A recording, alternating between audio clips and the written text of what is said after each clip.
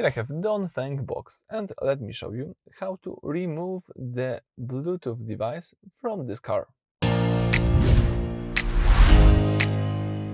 So at the very beginning you need to find the Bluetooth icon. The Bluetooth icon usually is right here at the upper part of the screen, so simply tap Bluetooth.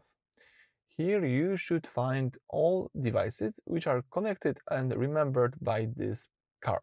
As you can see, right now I'm connected to this iPhone, and I can easily disconnect my iPhone just by tapping this disconnect button, but I can also remove the information about this smartphone on this car just by using this remove button here. So it will delete connection history. If you are sure about this, let's tap delete. And that's it. As you can see, the car just removed the information about this smartphone from the list.